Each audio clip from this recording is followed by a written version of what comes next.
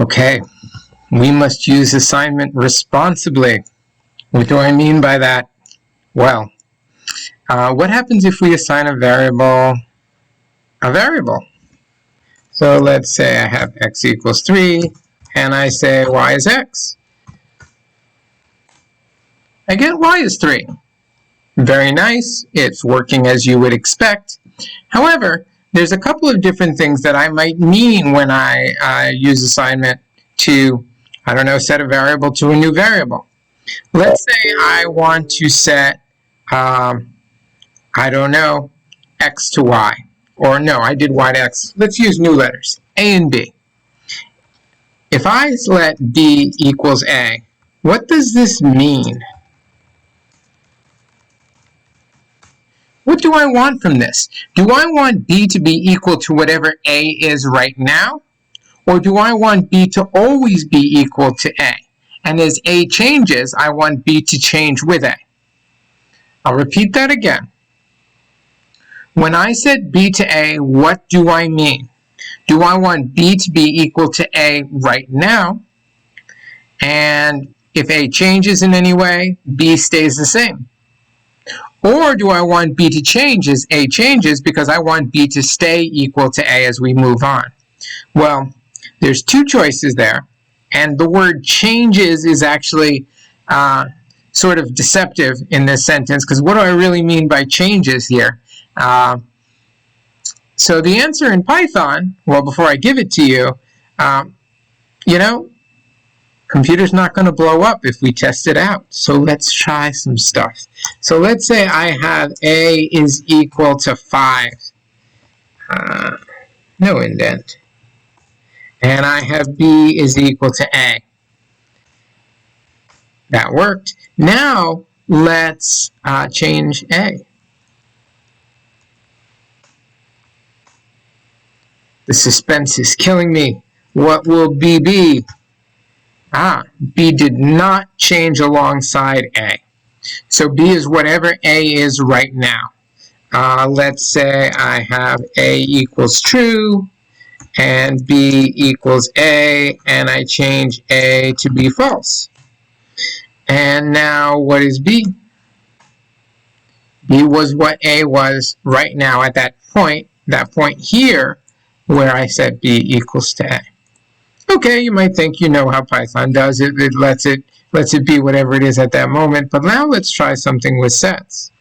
Okay, a equals 1, 2. And let's b be equal to a. And now let's let a be 3, 4. And what is b? B is 1, 2. Hey, it seems to be doing the same thing all the time. But let's try one more example.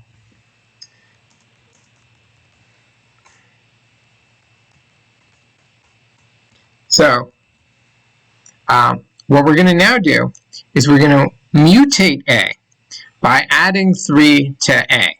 So it's a set.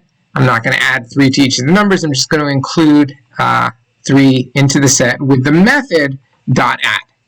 Okay. So now I'm going to, except I forgot to set it equal to b. So first let's do this again. A dot b is a.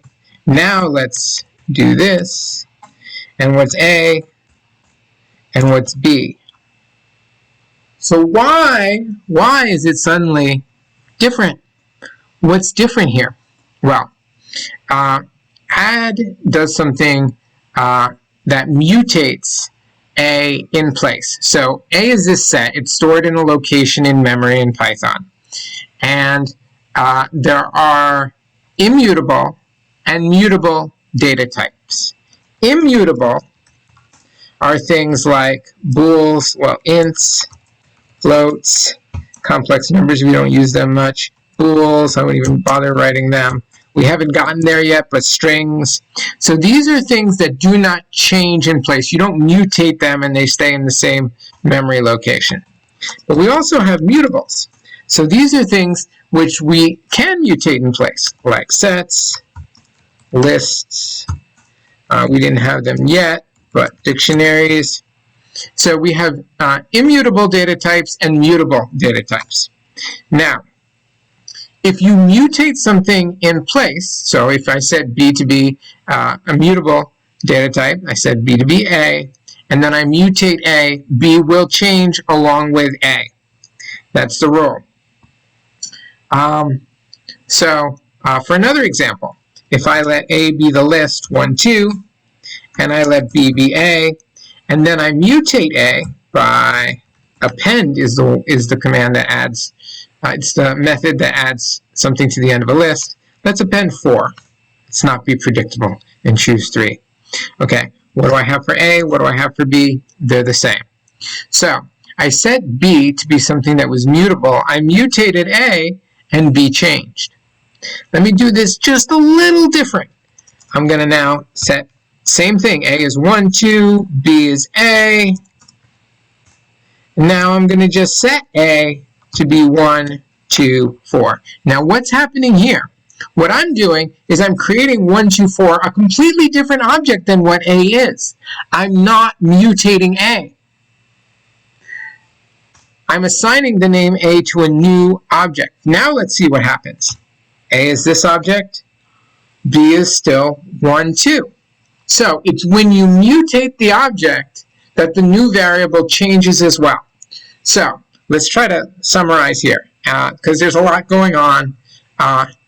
So if you're dealing with immutable types, things like integers, bools, when we get there, strings, maybe floats if you're unlucky and you have to use them, or complex numbers, that sort of thing, you don't have to worry. When you set B to be A, it's like having a completely separate B that will not change alongside A. If you have A as something that is mutable, and you mutate A, B will change along with it. However, if A is something that is mutable, and you set B to A, and then you just assign A to be something completely different, like I could do this. It will not change B. Let's just prove that one more time. Let A be 1, 2. Let B be A. Let A be the integer 5. Now what's A? What's B? 1, 2. One more example. Doesn't matter if you rename A or if you use something that is mutable here. Let's let A be 1, 2. Let B be A. And now let A be something else that's mutable. Oh, but it's a completely different thing. I created this new list, 1, 2, and I've assigned A to be that now.